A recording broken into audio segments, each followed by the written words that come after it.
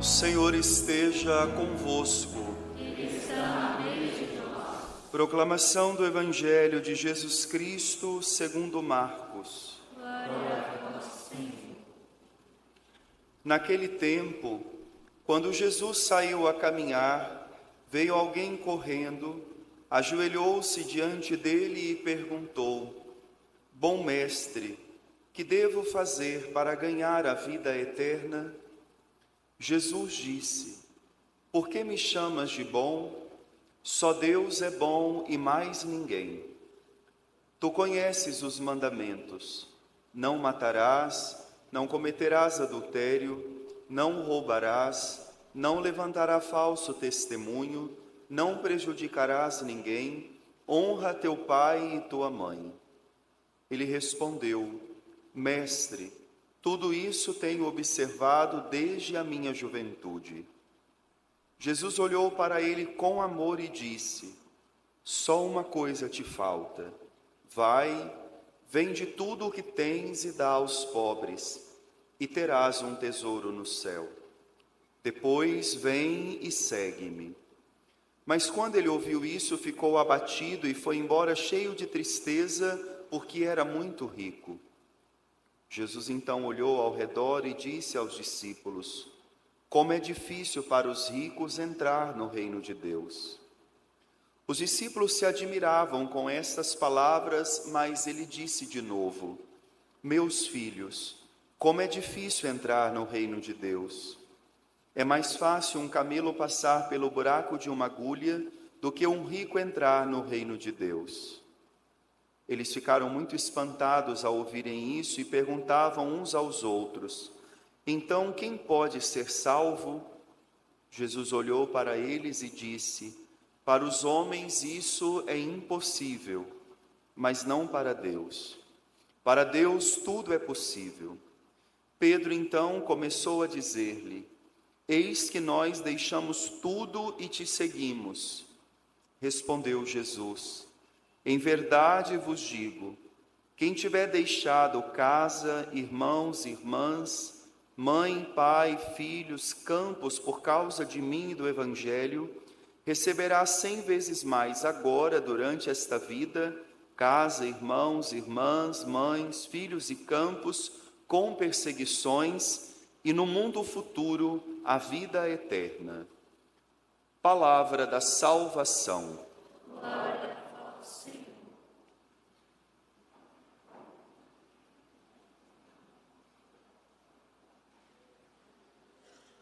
Meus queridos irmãos e minhas queridas irmãs, a liturgia deste domingo, com base no Evangelho, nos convida a aprofundarmos uma reflexão acerca das riquezas, os bens temporais. Esse Evangelho, ele traz uma profundidade muito grande. Por isso nós não podemos interpretá-lo apenas com base no que nós ouvimos que está escrito. Senão, facilmente nós dividiremos dois grupos, o grupo dos pobres e dos ricos, e vamos dizer: este será salvo e este será condenado. E obviamente Jesus não está falando sobre isso. O texto nos fala, São Marcos disse que um homem, quando viu Jesus, saiu correndo ao seu encontro e se prostrou de joelhos a seus pés. É interessante a postura dele. Ele está como que afoito, ansioso, e se prostra diante de Jesus, mas não para adorá-lo. Nós vimos o conteúdo do texto que não foi isso, mas de joelho como que implorando, como que dizendo: eu preciso achar uma resposta para essa inquietação que eu carrego. O que eu tenho que fazer para ganhar a vida eterna? Jesus nos faz pensar que esse homem é um homem bom, é um homem que pratica as leis. Por isso Jesus disse para ele: mas você está me chamando de bom? Só Deus é bom. Você conhece os mandamentos. Jesus sabe que esse homem não é um homem qualquer. Jesus sabe que esse homem está querendo dar um passo a mais. Ele já cumpre os mandamentos. Jesus falou para ele. Mas é curioso, quando Jesus diz a ele: você conhece os mandamentos. Jesus, como que um bom professor, ele repassa a matéria, mas com um detalhe: ele fala somente de uma das tábuas da lei. Nós sabemos que quando Deus entregou os mandamentos a Moisés, ele entregou em duas tábuas. Numa tábua da lei estavam os mandamentos que faziam referência a Deus, e na outra tábua estavam os mandamentos que faziam referência ao próximo. Jesus não menciona para ele os mandamentos que fazem referência a Deus. Quando Jesus fala, tu conheces os mandamentos, Jesus começa dizendo: não matarás, não cometerás adultério, não furtará, não vai prejudicar ninguém, honra teu pai e tua mãe, tudo relacionado ao outro. Ele não fala com o rapaz em relação a Deus, mas em relação ao outro. E aí, para surpresa de Jesus, ele diz: desde a minha juventude eu já faço isso. É como se Jesus estivesse dizendo para ele: então, o que você faz desde a sua juventude, está na hora de você mudar agora. Não dá mais para você fazer as coisas de jovenzinho, você tem que fazer coisas de adulto agora, você tem que dar um passo a mais. Por isso você não está feliz, você está ainda vivendo de um modo superficial. Se você quer tocar a profundidade da vida, você está dizendo vida eterna, você tem que crescer. Não dá mais para você fazer como um jovem, está na hora de você virar adulto. Mas esse rapaz, ele traz um grande problema, e é isso que nós precisamos colher deste texto. Qual é o problema deste rapaz? Ele acha que tudo na vida, inclusive a vida eterna, é fruto das suas obras. Por isso ele diz: bom mestre, o que eu tenho que fazer para ganhar a vida eterna? Depois ele disse para Jesus: eu já faço. Esse cara é bom para fazer as coisas. Só que para Deus não conta o que a gente faz. Para Deus conta quem somos, não o que fazemos. Porque senão vira barganha. Um Deus materialista. Então eu cumpro os mandamentos, em contrapartida, você me dá um bom lugar aí em cima. Eu vou fazer tal coisa, e aí quando eu chegar lá, você me dá passagem livre. Porque eu estou fazendo tudo direitinho. Não, então a salvação é obra tua. Não, a salvação não é obra do homem. A salvação é um dom gratuito de Deus. Agora, tem um detalhe no Evangelho. Quando Jesus ouviu o rapaz falando por 2 vezes que ele era bom para fazer as coisas, quando Jesus foi revelar a ele a sua carência, o que lhe faltava, São Marcos foi preciso e disse que Jesus fitou os olhos nele e o amou.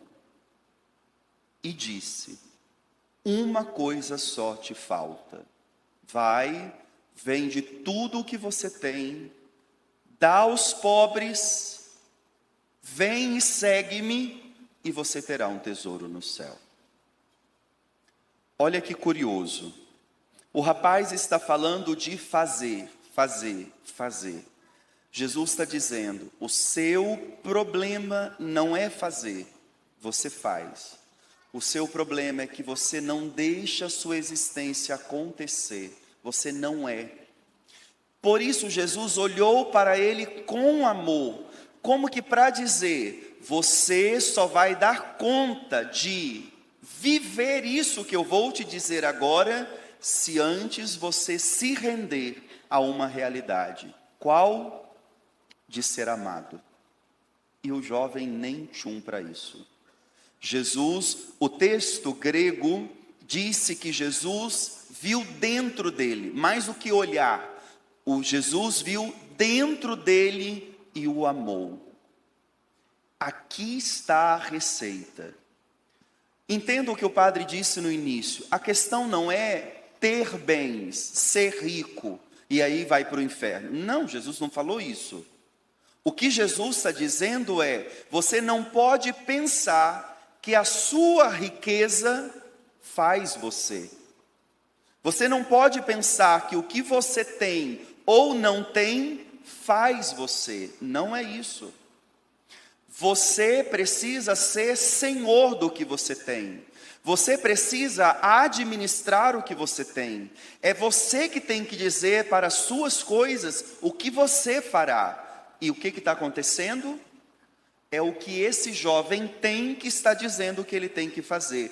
Ao ouvir isso, ele ficou aborrecido, chateado. Ele angustiou-se, diz o texto, e ficou muito triste e foi embora, porque ele era muito rico. Isso disse o texto. Aí Jesus olha para os apóstolos e diz: como é difícil para um rico se salvar. É mais fácil um camelo passar num buraco de uma agulha do que um rico entrar no céu. Os apóstolos ficaram assustados, começaram a olhar um para o outro e disseram: então, como é que vai ser isso? E Jesus disse: aos homens isto é impossível, mas para Deus nada é impossível. A salvação não é obra dos homens. O homem não pode salvar. O homem precisa de um Salvador.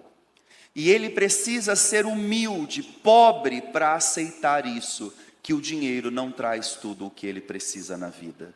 Porque as coisas que ele precisa não são essas que ele consegue comprar. Por isso esse jovem era infeliz. Esse jovem caiu aos pés de Jesus porque ele estava dizendo: eu tenho tudo, mas eu ainda sou angustiado.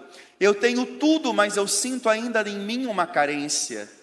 Agora vejam, padre, mas como que alguém pode ter tudo e viver assim, como o Evangelho está falando?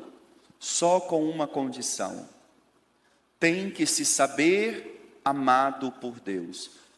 Jesus não está falando que você não pode ter as coisas. O que Jesus está falando é que você não pode ficar preso às coisas. Você precisa ter, todos nós temos de ter, senão nós não conseguimos viver. Nós precisamos dos bens, senão como que nós vamos viver? O que nós não podemos é ficar preso aos nossos bens. E isso daqui, gente, quando a gente fala de bens, nós não estamos falando de bens temporais apenas. Porque há quem não tenha bens temporais e se comporta como rico. É cheio de si, é arrogante, é rico, é soberbo, é apegado a ele mesmo. Às vezes não é nenhuma situação de bem, afetos, é preso à família, é preso a um pai, a uma mãe, um filho. Nada pode nos prender. Amamos a tudo, a todos, mas não nos prendemos a ninguém. Por isso, atenção, não é só capital, não é só dinheiro. Eu não tenho dinheiro, então esse evangelho hoje, graças a Deus, não é para mim. Quisera que não fosse. Ninguém escapa do texto de hoje. O texto de hoje é um convite para mim e a você, para nos perguntarmos, nos questionarmos, como eu me relaciono com as pessoas, como eu me relaciono com os bens que eu tenho, quem domina quem, quem dá ordem para quem. Esse jovem, ele é escravo dos bens que tem. Ele foi embora triste porque ele era muito rico. A sua riqueza estava dizendo para ele: você não pode fazer isso. Mas aí a pergunta é: padre, como vamos conseguir fazer isso? Só quem faz uma experiência profunda do amor de Deus. Por isso, antes de dizer o que ele tinha que fazer, como ele tinha que viver, o que Jesus fez, Jesus o amou, olhou para ele com amor. Mas atenção, o amor é uma via de mão dupla. Não adianta só Deus te amar, você tem que acolher esse amor. O jovem nem percebeu, ele não estava nem aí, porque vejam, ele é rico de coisas, mas ele é muito pobre nos afetos. E talvez essa é a ferida dele. Porque é muito ruim para alguém que tem muita coisa e ele percebe que ele é rodeado de gente, mas ele constata que essas pessoas não têm interesse nele, mas nas coisas que ele tem. Ele é rodeado de amigos, mas ele se sente sozinho. Talvez, não sei, mas me parece que esse jovem foi atrás de Jesus angustiado e vai embora. Porque a única coisa que pode salvar o homem é a experiência do amor de Deus.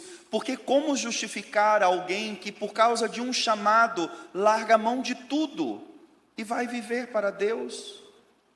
Se não é o amor de Deus, nós não conseguimos isso.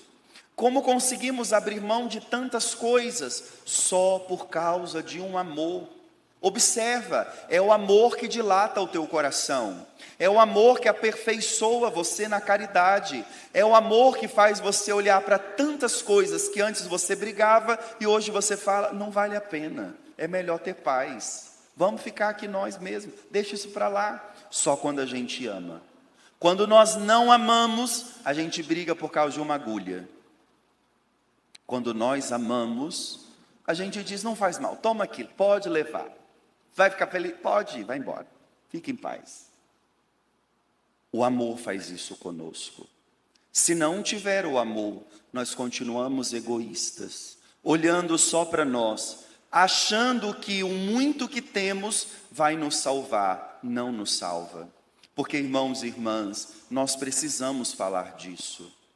Dinheiro é muito bom. O dinheiro resolve muita coisa. Mas resolve mesmo. Mas ele não pode tudo. Tem muita coisa que o dinheiro não consegue trazer para nós. Por isso o Evangelho, numa outra passagem, diz: do que adianta o homem ganhar o mundo inteiro, mas se depois ele perde a sua vida? E eu não estou dizendo da morte. Não.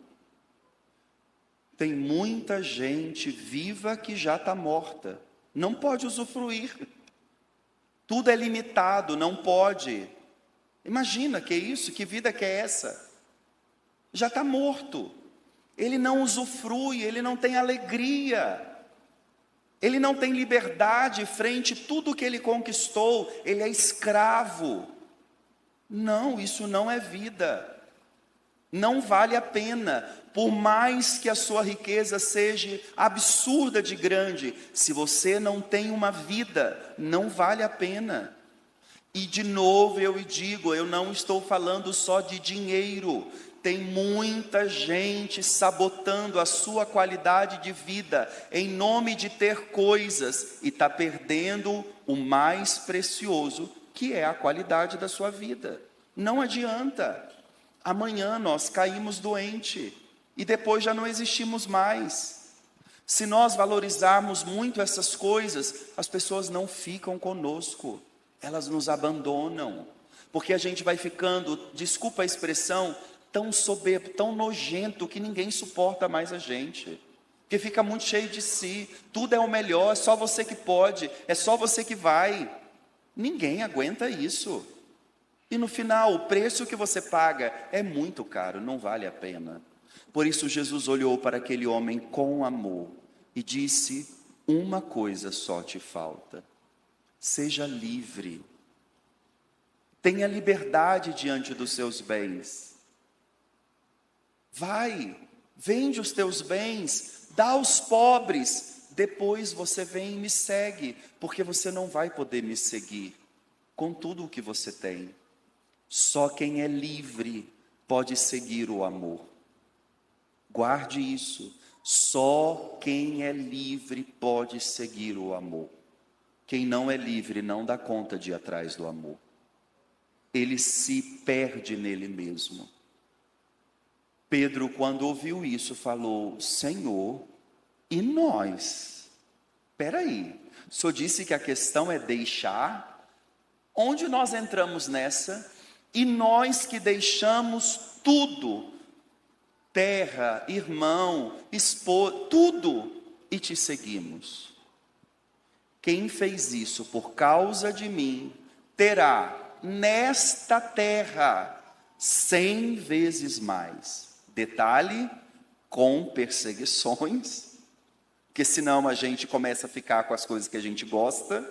A perseguição nos faz olhar para Deus. E na outra vida, a eternidade.